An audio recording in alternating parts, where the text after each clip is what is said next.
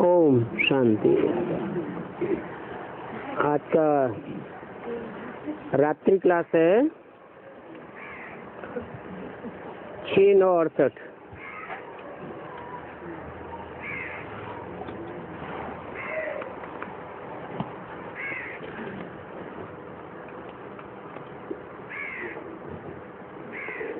यहाँ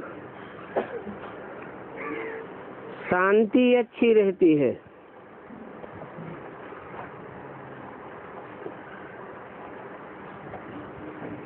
बाबा का मतलब कहाँ से है?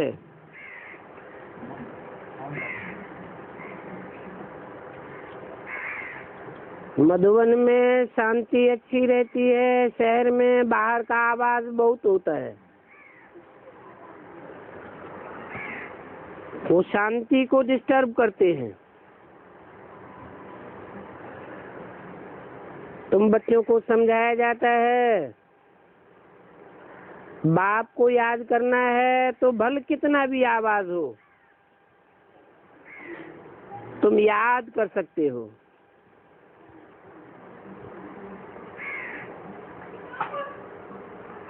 क्योंकि याद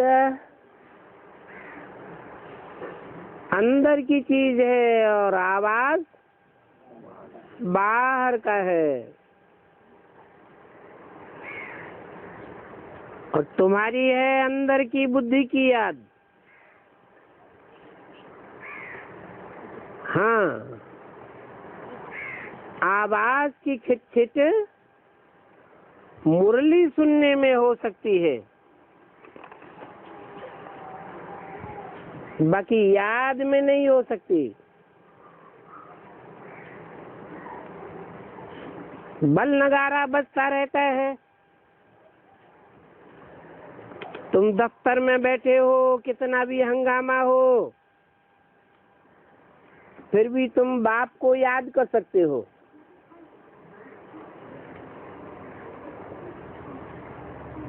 बाकी घमासान में मुरली नहीं सुन सकते।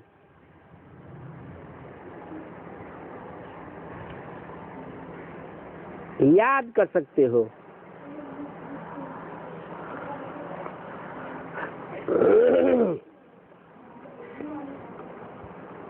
ये प्रैक्टिस भी तुम बच्चे ही कर सकते हो।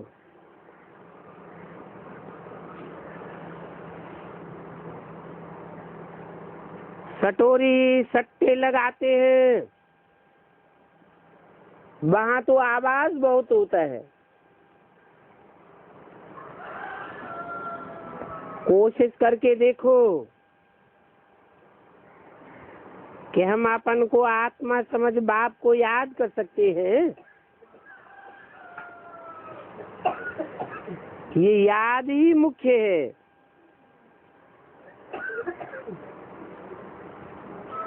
ये पावन बनने की बात है ना।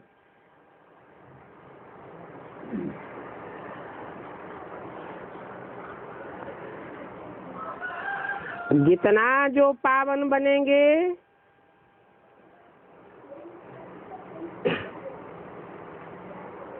अपनी दृष्टि से, वृत्ति से, वाचा से औरों को भी पावन बनाते रहेंगे और मुक्ति देते रहेंगे। याद से मुक्ति और ज्ञान से जीवन मुक्ति होती है।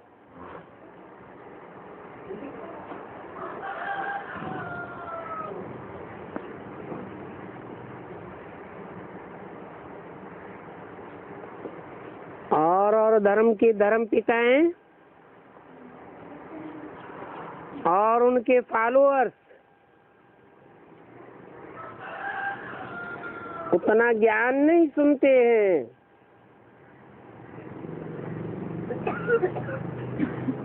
याद में तीखे होते हैं।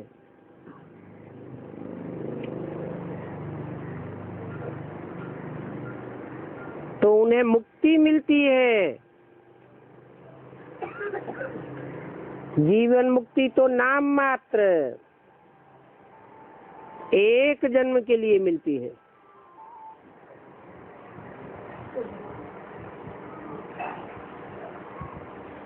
तो ज्ञान से जीवन मुक्ति अनेक जन्मों की प्राप्त कर सकते हो, और याद से इस संसार के बंधनों से जल्दी से जल्दी मुक्ति पा सकते हो। तो कोई भी धर्म वाला हो, उसको याद कराते रहो।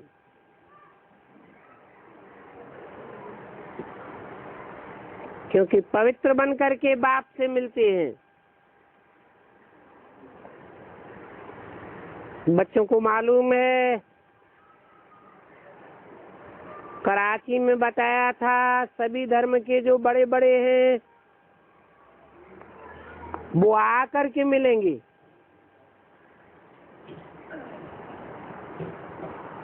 और बाबा के महावाक्य सुनेंगे।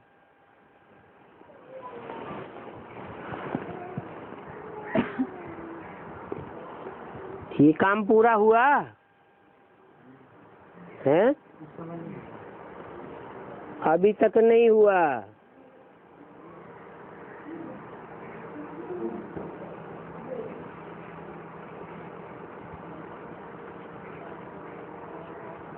क्योंकि अभी तो देवी देवता सनातन धर्म की ही स्थापना नहीं हुई है।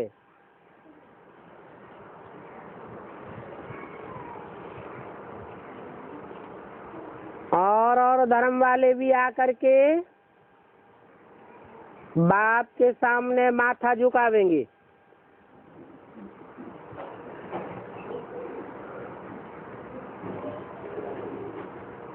कुछ न कुछ महावाक्य भी सुनेंगे।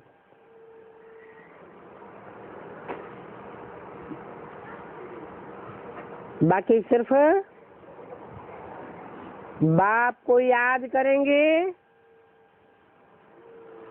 जिससे फिर अपने धर्म में ऊंच पद पावेंगे।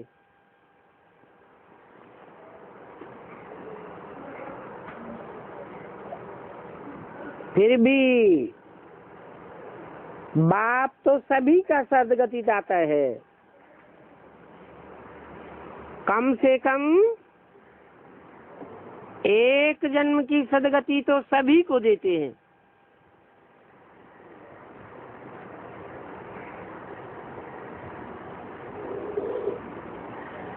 अखबार में भी तुम्हारा ज्ञान जाना है।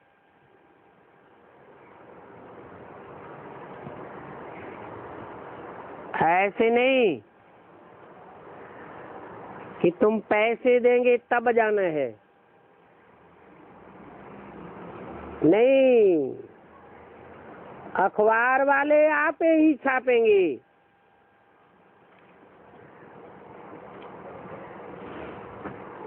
और ये तुम्हारे चित्र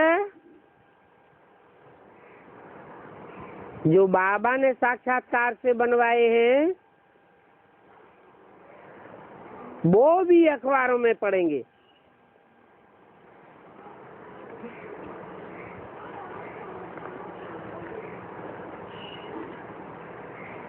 लिखेंगे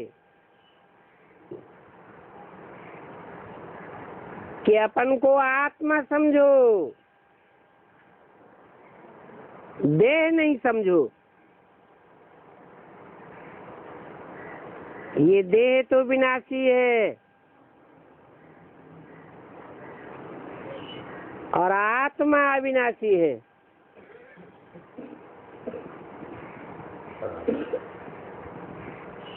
अपन को आत्मा समझ,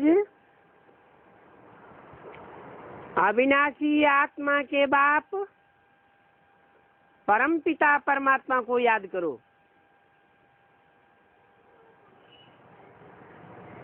तो सभी के विकर्म विनाश होंगे।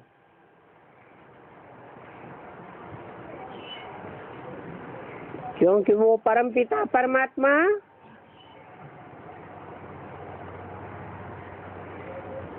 कभी भी विकर्म नहीं करता है। इस सृष्टि पर आता भी है, पतित सन में आता है, पतित दुनिया में आता है, बंदरों जैसा पार्ट बजाने वाली आत्माओं के बीच आता है, तो भी विकर्म नहीं करता।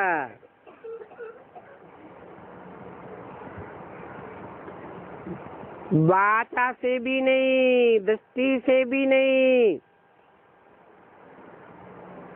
कर्मेंद्रियों से भी कोई को दुख देने का विकर्म नहीं करता।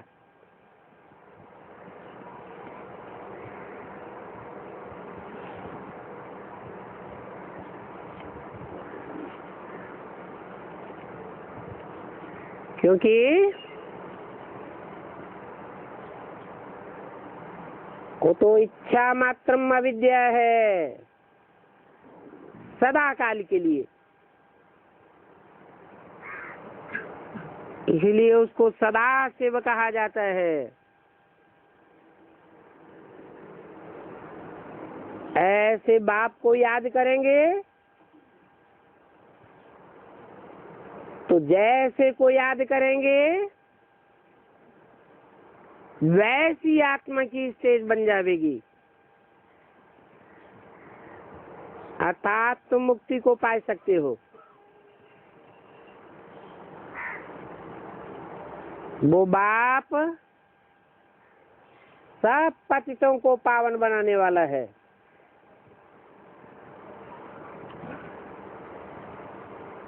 उनके महावाक्य हैं, जो मुझे निरंतर याद करेंगे उनके जन्म जन्मांतर के पाप कट सकते हैं।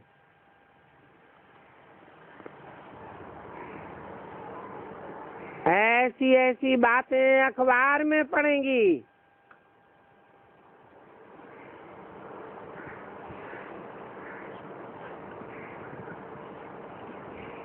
अभी तो अखबारों में फालतू बातें बहुत पड़ती हैं।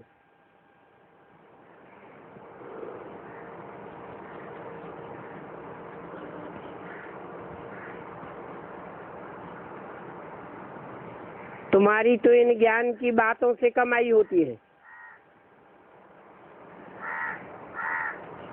और ये कमाई भविष्य जन्म जन्मांतर के लिए है।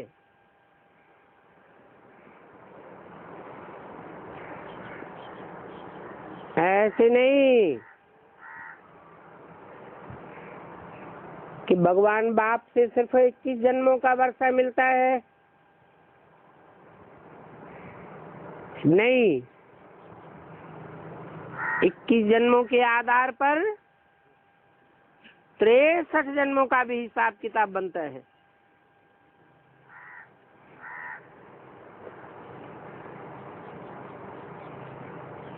जो यहाँ तुम पुरुषार्थ करते हो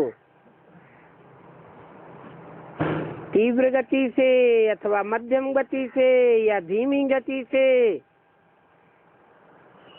वो पुरुषार्थ करने के संस्कार तुम्हारे भक्ति मार्ग में भी जाते हैं।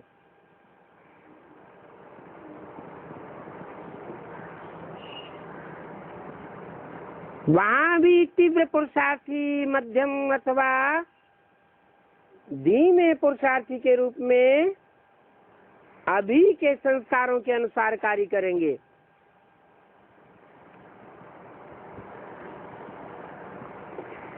कोई कोई ऐसे तीव्र पुरुषार्थी भी रहेंगे जो एक जन्म में ही रंक से राजा बन जाएंगे, महाराजा बन जाएंगे।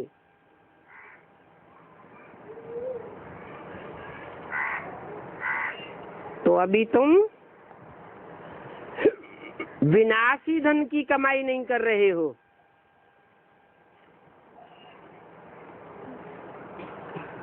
ये ईश्वर का दिया हुआ विनाशी ज्ञान धन है।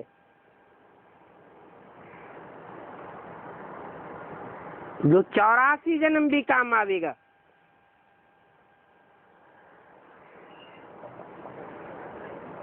अभी तुम ऐसी पढ़ाई पढ़ रहे हो,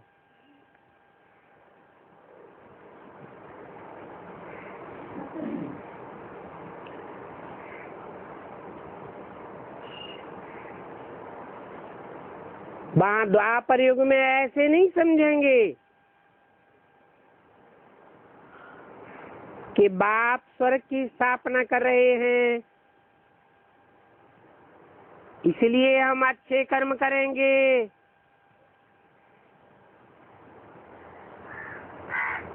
तो लक्ष्मी नारायण बनेंगे। हाँ, जो अच्छे कर्म करने वाले होते हैं वो स्वर्गवासी बनेंगे, क्योंकि 63 जन्मों का हिसाब किताब इस अंतिम 84वें जन्म में अथवा कहो संगम युग में उदय होता है।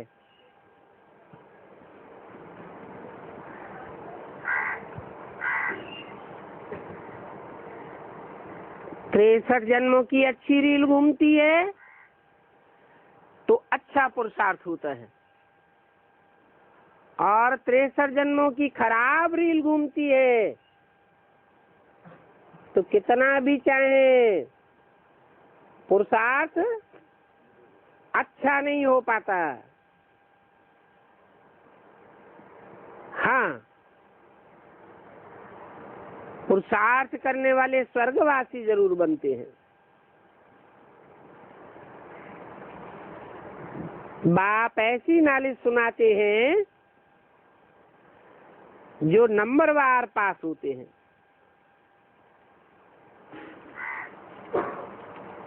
नंबरवार पास होने की लॉटरी मिलती है।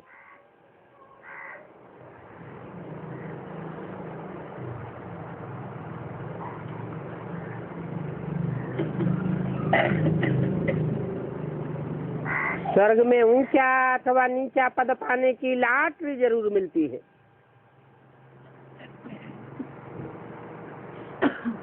कोई को महाराजा बनने की लॉटरी, कोई को महारानी बनने की लॉटरी, कोई राजा बनते हैं, कोई रानी बनते हैं, कोई राज परिवार में ऊंचे ऊंचे अधिकारी बनते हैं।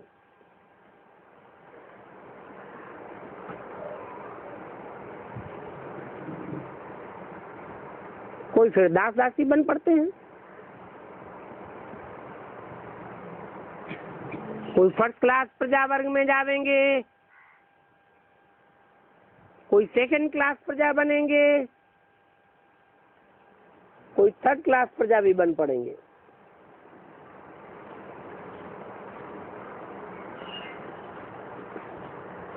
कोई तो बड़े बड़े साहूकार बन जाते हैं।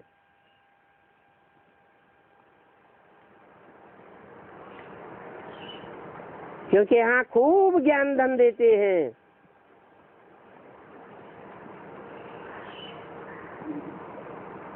अभी तुम पढ़ रहे हो,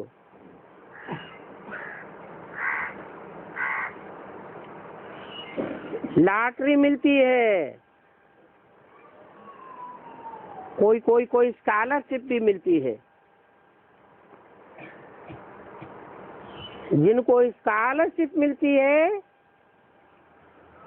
उनके लिए बहुत सहज हो जाता है।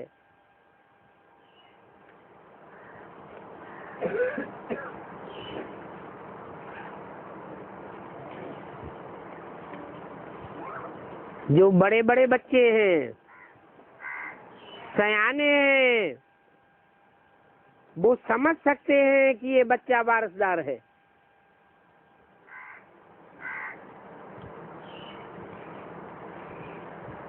बाकी खुद बच्चा तो समझ नहीं सकता। अभी तुम तो हो ही बालिग। बाप का निश्चय हुआ,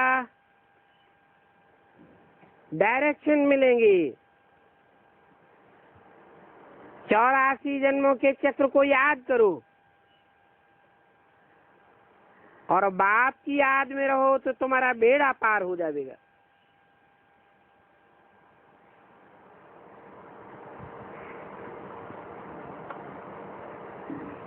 ये तुम्हारी शरीर रूपी नैया भी है, बेड़ा भी है।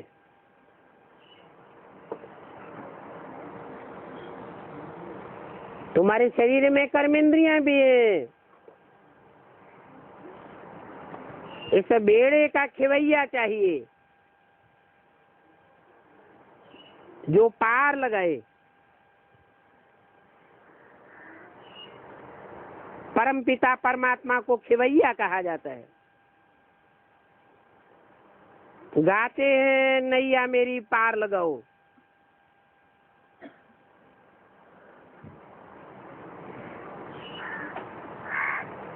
कृष्ण को खिवैया अथवा बागवान नहीं कहेंगे।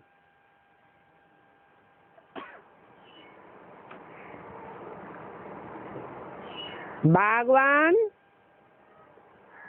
बाग लगाने वाले को कहा जाता है।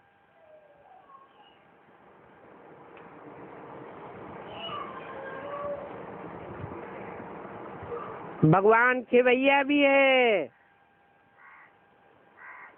बागवान भी है। तुम्हारी नैया को खे करके पार ले जाते हैं।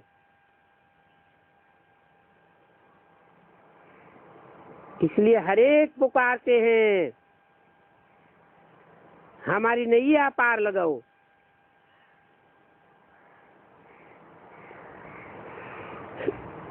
इस नार की दुनिया से उस पार स्वर्ग की नई दुनिया में ले जाएंगे। पार का अर्थ ही है मुक्ति। उस धाम का नाम ही है पारलोक।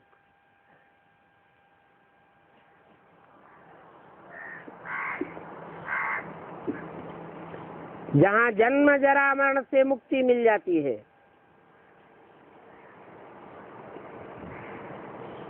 भक्ति में तो पुकारते रहते हैं, याद करते रहते हैं, स्तुतियां करते रहते हैं। जिनके सामने करते हैं वो तो जड़ चित्र होते हैं। कहाँ? भक्ति मार्ग में। इसलिए प्राप्ति कुछ भी नहीं होती। और यहाँ तो प्राप्ति होती है। जड़ चित्र से प्राप्ति होती है क्या? संगम युग में तो चैतन्य में बाप आता है और तुम भी चैतन्य में खड़े हो।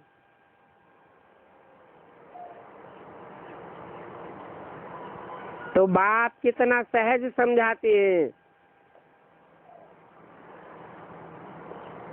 तुमको इतना साहूकार बनाए देते हैं। कहते हैं तुमको कितना राज भाग दे करके गया, फिर तुमने वो सारा कहाँ गंवाई दिया?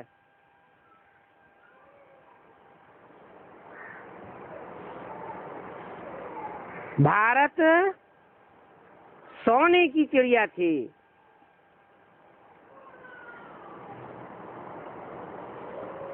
तुम विश्व के मालिक थे।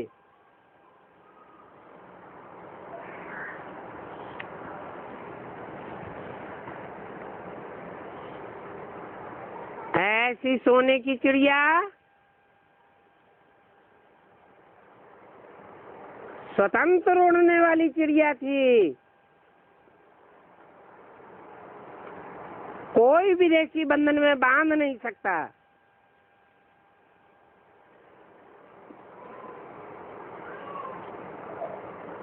ऊंची स्टेज में उड़ने वाली थी। तुम सारे विश्व के मालिक थे। कोई पार्टीशन आदि नहीं था।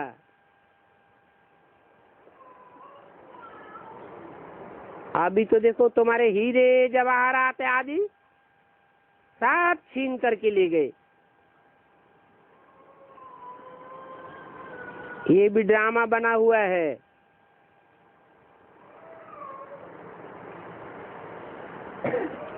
भक्ति मार्ग में माया ने तुमसे सब छीन लिया, फिर भी भक्ति मार्ग में होगा। वेद के बाप कहते हैं, मेरे बच्चे तुम काम शिक्षा पर चढ़ करके काले हो गए हो।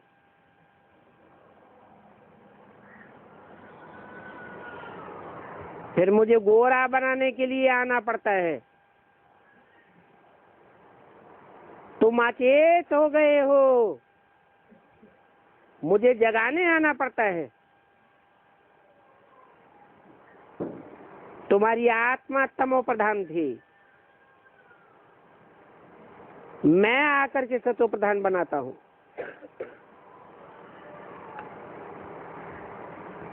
अभी फिर तमो प्रधान बनी है, फिर सतो प्रधान बनेंगे। उसके लिए याद की यात्रा चाहिए, और याद भी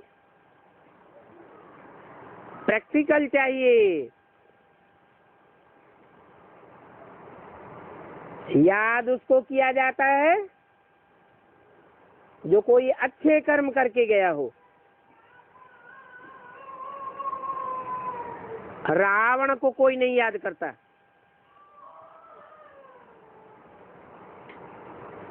राम को याद करते हैं।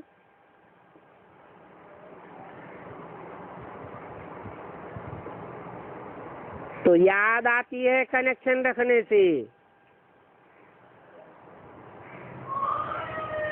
आंखों से भी जिसको देखते हैं वो याद आता है, और इंद्रियों से भी कनेक्शन रखा जाता है तो याद आता है ना। तो बाप के साथ कनेक्शन रखना है।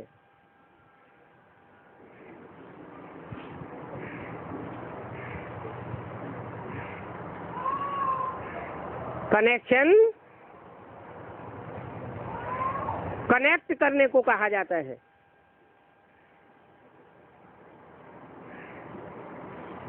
भगवान वाच पर विश्वास रखना होता है।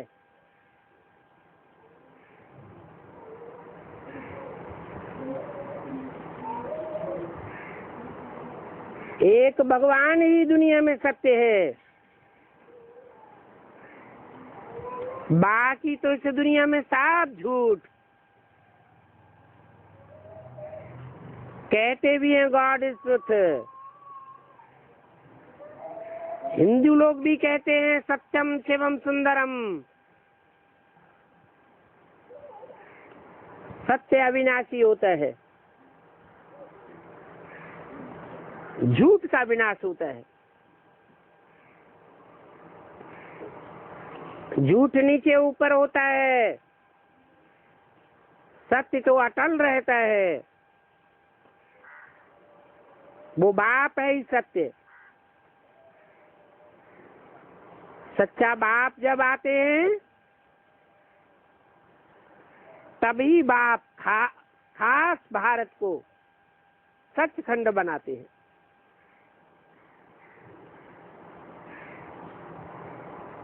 ऐसे नहीं कि विदेशी और विधर्मी झूठे ही रहते हैं। नहीं, उनको भी सच्चा बनाते हैं। बाकी खास भारत को सचखंड बनाते हैं और कहेंगे आम दुनिया को सचखंड बनाते हैं। क्योंकि भारत झूठ है तो सभी झूठ। झूठ खंड और सचखंड इनको ही कहते हैं। और कोई खंड के लिए नहीं कहेंगे।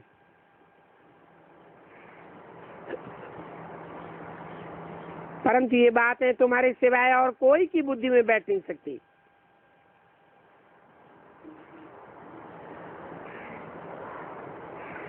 कोई बोले कि भगवान बाप सिर्फ भारत में ही आते हैं क्या? बोलो। हाँ,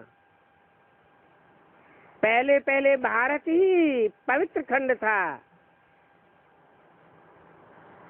यहाँ पवित्र देवताओं का राज्य था। अभी वो भारत संग के रंग से अपवित्र बन गया है। अपवित्र होने के कारण पीस और प्रास्पृति भी खलास हो गई है। पहले पावन था तो पीस और प्रास्पृति भी थी, अभी अपवित्र है। पहले धन आदि सभी कुछ था।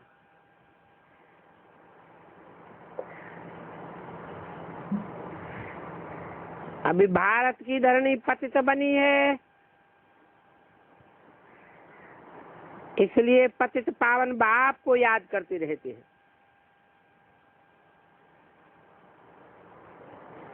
तुम बच्चों की बुद्धि में है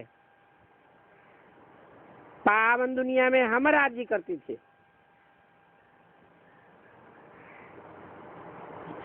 पावन दुनिया में राइटियस बनाने वाला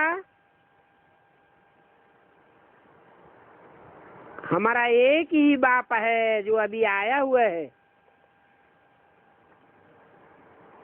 और वो 21 जन्मों के लिए हमको राइटियस बनाई देते हैं। ये भी समझाना पड़े कि गीता का भगवान कृष्ण नहीं है। अगर कृष्ण को गीता का भगवान मान लिया, कृष्ण उर्फ ब्रह्मा को गीता का भगवान मान लिया,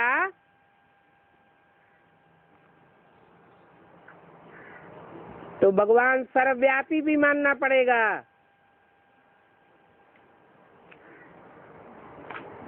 बाप तो कहते हैं मैं सर्वव्यापी होकर के संसार में प्रत्यक्ष नहीं होता हूँ, मैं तो एक व्यापी होकर के आता हूँ। एक को याद करने से सदगति होगी,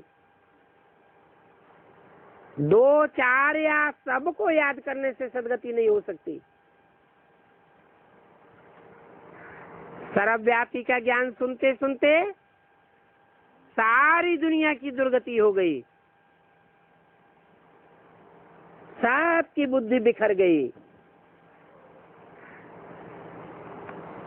अभी फिर मैं एक व्यापी होकर आया हूँ।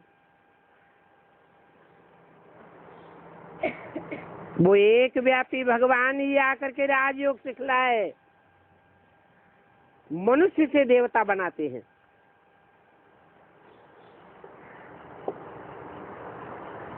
जो कृष्ण और ब्रह्मा के फॉलोअर्स हैं, वो कृष्ण को ही गीता का साकार भगवान समझ लेते हैं, और वही बात सारी दुनिया को सुनाते रहते हैं।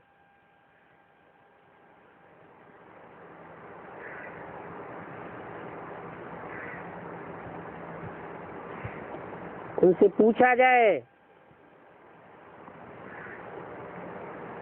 वो कृष्ण और ब्रह्मा कहाँ है?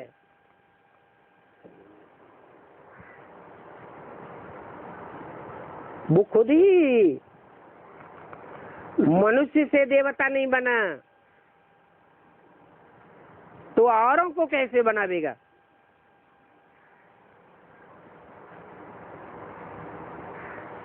वास्तव में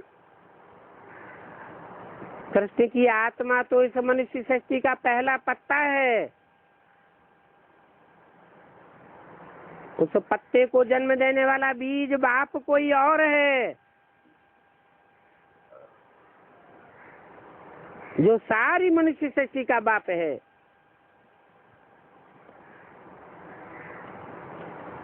उस बाप को ही हिंदू और मुसलमानों में गॉड फादर के साथ मिलाई दिए है।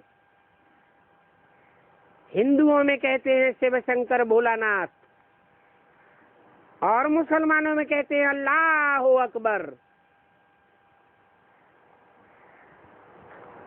और कोई के नाम को गॉड फादर के साथ मिक्स नहीं किया है। कोई कहे क्रिश्चियन ने क्यों नहीं ऐसे बोला? अरे क्रिश्चियन और क्राइस्ट की तो, क्राइस्ट और कृष्ण की तो राशि मिलाई जाती है। वो तो चोर चोर मौसेरे भैया हो गए। वो क्यों कहेंगे अल्लाह अकबर, शिव शंकर भोलेनाथ? वो नहीं कह सकते।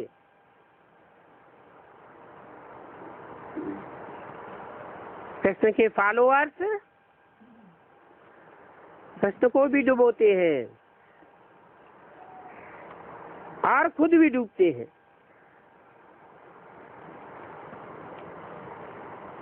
अभी उन्हें भी बाप को जरूर याद करना पड़े। बाप की याद भी प्रवृत्ति मार्ग की है।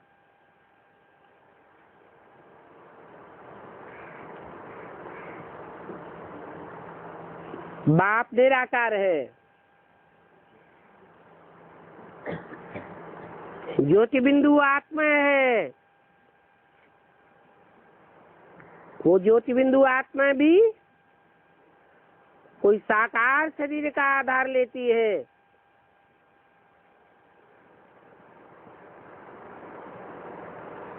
तो डबल है, सिंगल नहीं है। इसलिए याद भी प्रवृत्ति मार्ग की है। तो बाप को याद करेंगे जो निराकार और साकार का मेल है, तभी सदगति होगी। सदगति शरीर के साथ होती है।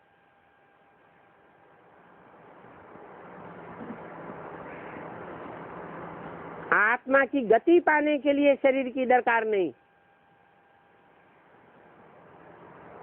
शरीर को त्याग करके आत्मा गतिशील होकर के ऊपर उड़ती है।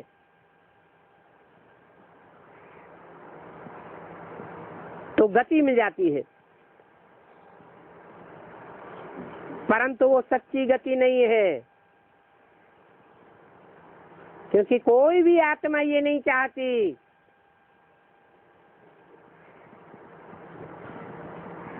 कि हम आत्मा सदैव के लिए लीन हो जावे।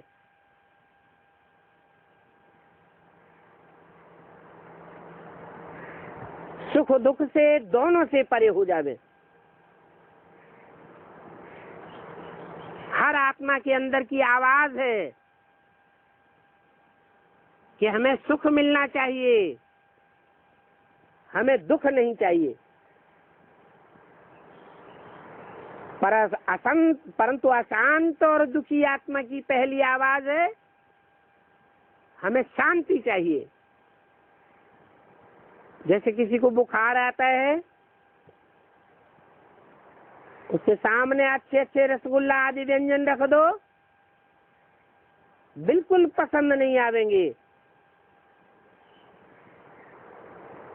अशांत और दुखी आत्मा को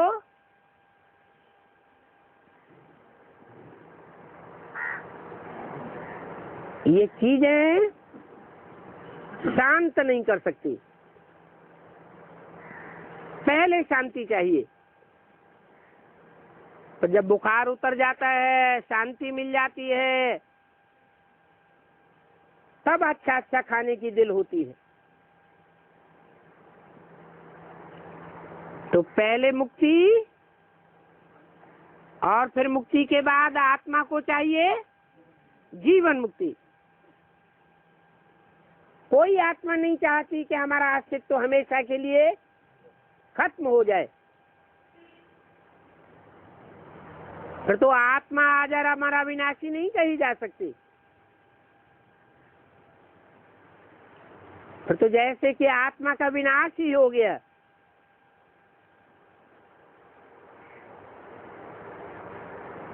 आत्माएं सब अलग अलग है और सब आत्माओं में अपने अनेक जन्मों के रिकॉर्ड भरे हुए हैं और वो रिकॉर्ड अविनाशी है, कभी भी विलीन होने वाला नहीं है। तो बाप भी कहते हैं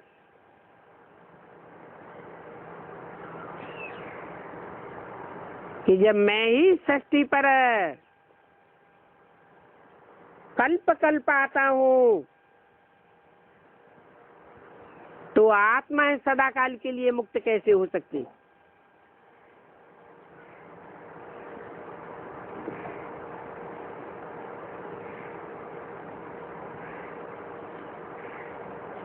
और एक बाप को याद करना,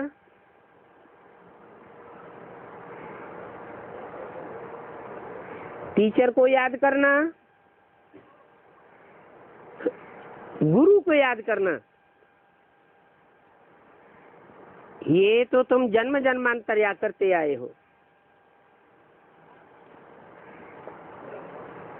जो अनेक बार की प्रैक्टिस है वो तो सहज होनी चाहिए। और जन्मों में तो बाप अलग होता है, टीचर अलग होता है, गुरु अलग होता है, और यहाँ तो और ही सहज है क्योंकि वो बाप भी है, वही पर्सनालिटी टीचर भी है और वही पर्सनालिटी गुरु भी है। बाप से वर्षा मिलता है। हर बच्चे को कुछ न कुछ वर्षा जरूर मिलता है। पहली पहली बात बाप पावन बनाते हैं।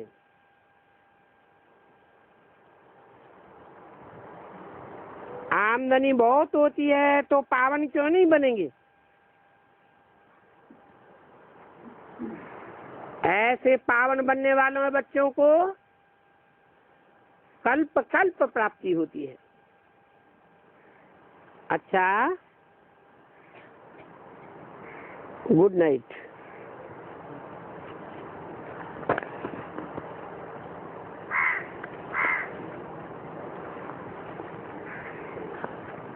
आज का प्रातः क्लास है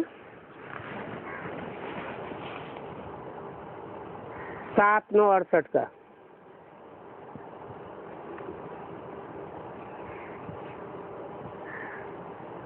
रूहानी बच्चे जानते हैं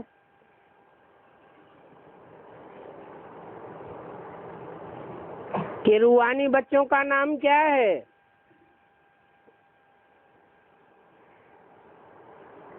जो रूहानियत की स्टेज में रहते हैं।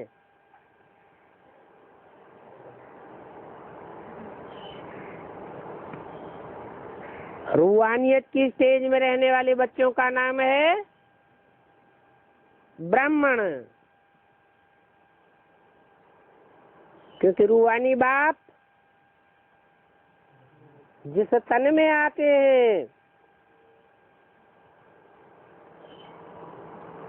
जो सदैव रूह की स्टेज में रहने वाला बाप है, उस तन में आकर उसका नाम देता है ब्रह्मा। और ब्रह्मा के मुख से जो भी इस रूहानी नॉलेज को सुनते हैं, रूह का ज्ञान प्राप्त करते हैं, उन्हें ही रूहानी बच्चे कहा जाता है। जो रूह की याद में रहते हैं। ब्रह्मा के बच्चे ब्रह्मा के मुख से पैदा होने के कारण ब्राह्मण कहे जाते हैं। ये दूसरी बात है कि कोई बच्चे रूहानी स्टेज को धारण नहीं कर पाते। जन्म जन्मांतर के देवभान के संस्कार जबरदस्त काटे पड़े हैं।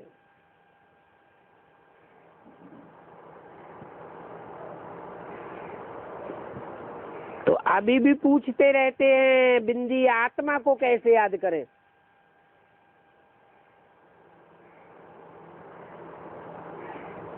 ऐसे बच्चे रूह को नहीं याद करते,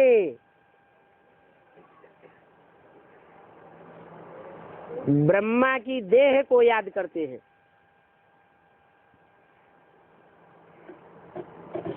ब्राह्मणों की देह को याद करते हैं। ब्रह्मा की गोद को याद करते हैं। इसलिए उनको मुखवंशावली ब्राह्मण नहीं कहेंगे, उनको कहेंगे कुखवंशावली ब्राह्मण। बाकी ब्राह्मण तो सब हैं। ब्रह्मा कुमार और ब्रह्मा कुमारियां ढेर के ढेर हैं।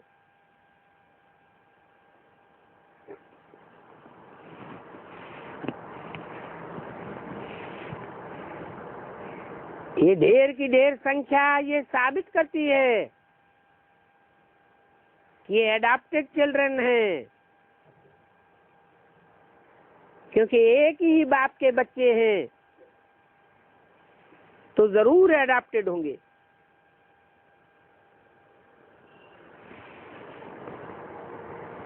तुम ब्रह्मा कुमार कुमारियां ही एडाप्टेड चिल्ड्रन हो, और चिल्ड्रंस बहुत हैं। बहुत बच्चे होते हैं एक प्रजापिता ब्रह्मा को,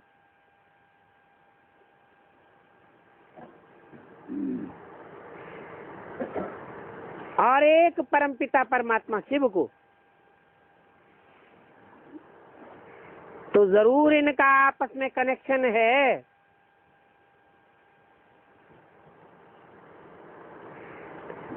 क्या कनेक्शन है इनका? इनका माने प्रजापिता ब्रह्मा का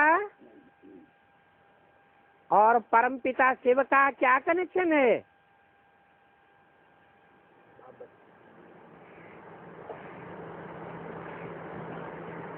क्योंकि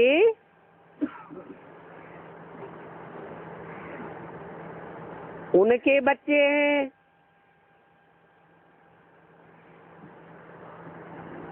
उनके कह के दूर कर दिया।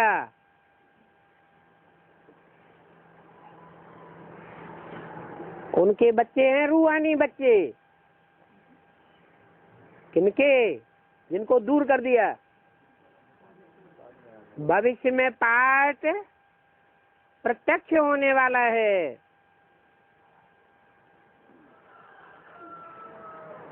जब रुद्रमाला तैयार होती है, वो रुद्रमाला रूहानी बच्चों की यादगार है। जो रूहानी बच्चे रूहानी बाप को देखते हैं ब्रह्मा में, ब्रह्मा के शरीर को देखने वाले नहीं हैं। ब्रह्मा के मुख से निकली हुई आवाज ब्रह्मा की नहीं समझते हैं। किसकी समझते हैं? देहधारी गुरु की आवाज नहीं समझते हैं। किसकी आवाज समझते हैं? हैं? निराकार परमपिता शिव की आवाज समझते हैं। जो ऊंचते ऊंचे है, वो रूहानी बच्चे हैं, रुद्र शिव के बच्चे हैं, रुद्रमाला के बच्चे हैं। और इनके हैं जिस्मानी ब्राह्मण बच्चे। किनके? उनके नहीं, इनके, जो बाजू में बैठा हुआ है। जिस्मानी ब्राह्मण बच्चे माना कौन? जो जिस्म की स्टेज में बैठे हैं और ब्रह्मा के जिस्म को याद करते हैं, ब्रह्मा की गोद को याद करते हैं, ब्रह्मा की गोद में लीन हो जाना चाहते हैं। भक्ति मार्ग में उनकी यादगार है ब्रह्मलीन स्वामी जी, जो कहते हैं हम ब्रह्म में लीन हो जाएंगे।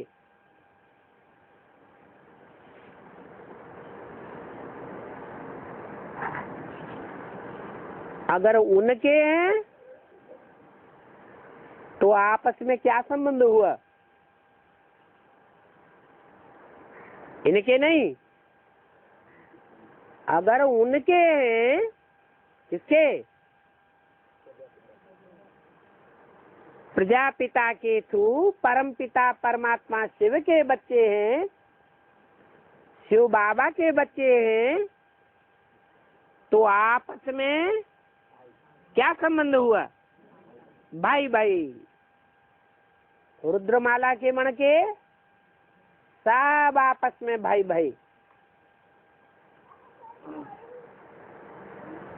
क्योंकि भाई बहन के संबंध में भी विकारी वासनाएं आती हैं, इसलिए भाई भाई।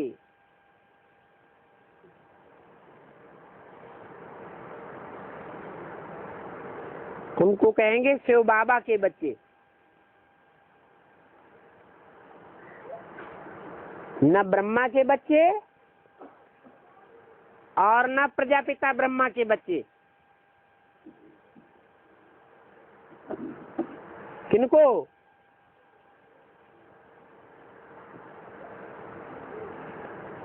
जिनकी बुद्धि में प्रजापिता और ब्रह्मा रहता है, वो इनके बच्चे हैं। वो फिर साकार में क्या संबंधी बन जाते हैं? भाई बहन बन जाते हैं। ऐसे तो भाई बहन का क्रिमिनल नाता कब होता नहीं है, परंतु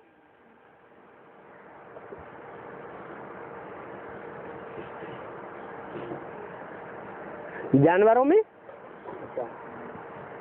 भाई बहन में भी क्रिमिनल नाता हो जाता है।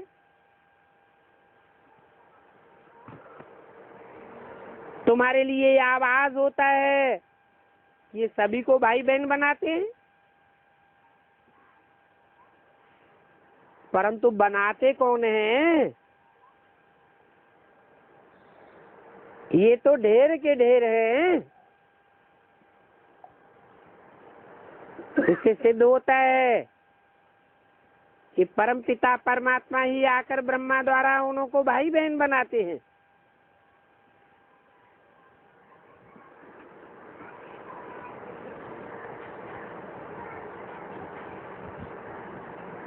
इसलिए बनाते हैं कि भाई बहन का शुद्ध नाता रहे,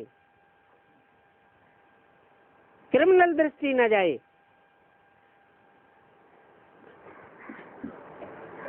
सिर्फ इस जन्म में ये दृष्टि पड़ जाने से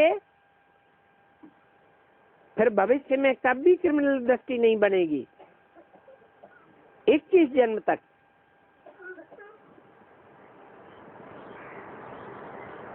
ऐसे नहीं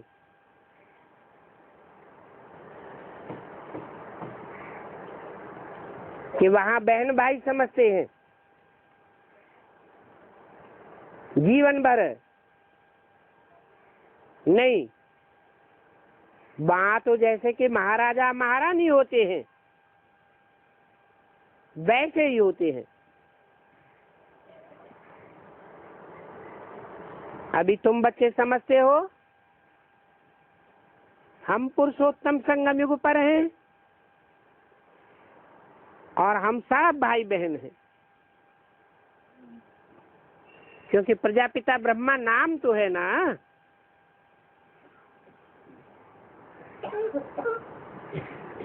ये प्रजापिता ब्रह्मा कब हुआ था ये दुनिया को पता नहीं है।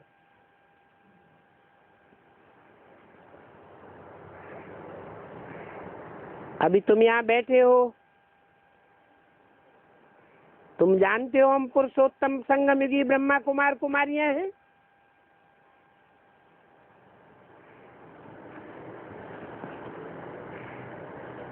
अभी हमारा ये कोई धर्म नहीं है, फिर क्या है?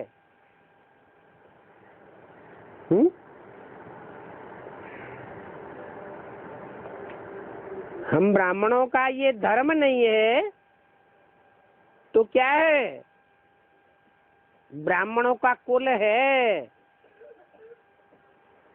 ये ब्राह्मण कुल की स्थापना हो रही है।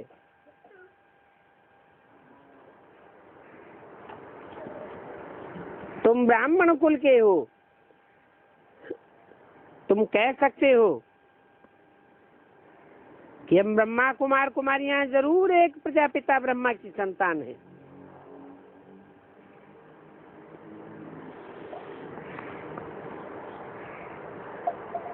ये नई बात है,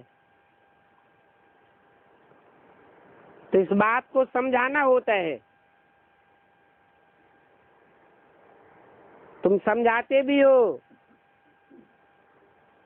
कि हम सभी प्रजापिता ब्रह्मा कुमार कुमारियां हैं। यूं तो वास्तव में हम सब ब्रदर्स हैं,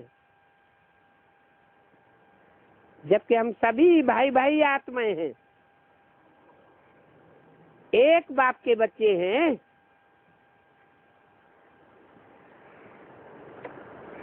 आत्मिक स्थिति में है अर्थात आत्मा है तो उनके लिए अडॉप्टेड नहीं कहेंगे।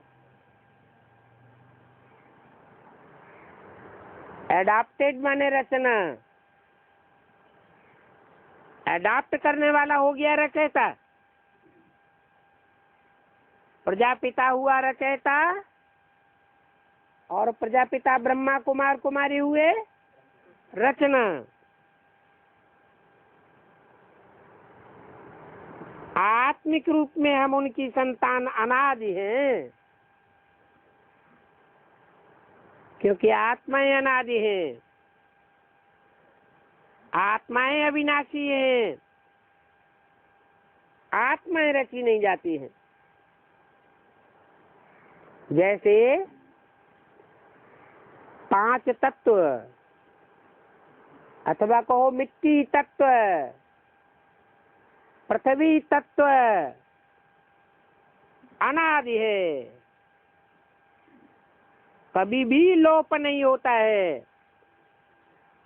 परंतु मिट्टी से घड़ा बनाया गया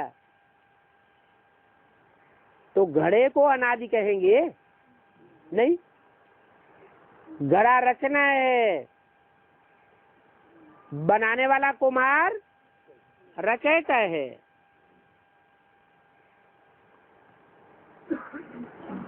तो हम आत्माएं उस परम पिता परमात्मा की संतान अनादि हैं।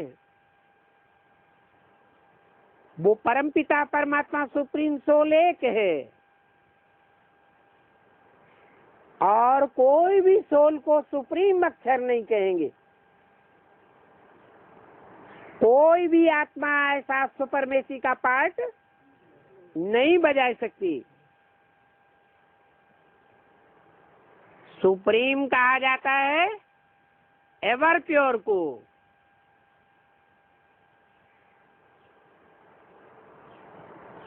उसकी प्योरिटी को कभी कोई क्रॉस नहीं कर सकता। वो सदा पवित्र है, सदा पवित्र था और सदैव ही पवित्र रहेगा। उसको कोई भी संग का रंगा पवित्र नहीं बना सकता। और जो भी आत्माएं हैं वो संग के रंग में अपवित्र बन जाती हैं, कोई कम और कोई ज्यादा। बाकी संग का रंग सभी आत्माओं को जरूर लगता है, अर्थात सब आत्माएं एक दूसरे से प्रभावित हो जाती हैं। एक ही सुप्रीम सोल है जो कभी किसी से प्रभावित नहीं होता है। तो ऐसे नहीं कहेंगे कि सभी में अविनाशी प्योरिटी है। कहेंगे अविनाशी प्योरिटी होती तो अंतिम जन्म में भी पवित्र होना चाहिए, परंतु अंतिम जन्म में ये सारी दुनिया में सब अपवित्र है। एक ही परमपिता परमात्मा है जिसमें अविनाशी प्योरिटी है, जिसको सुप्रीम कहा जाता है।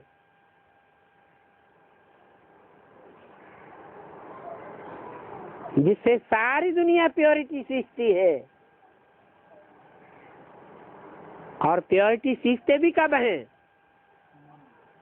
इस संगम युग पर ही सब प्योरिटी सीखते हैं, उस परम पिता परमात्मा से, जबकि वो आकर के इस सृष्टि पर आत्माओं से मिलता है। इसलिए इस युग को आत्मा और परमात्मा का मेल का संगम कहा जाता है। ओम शांति।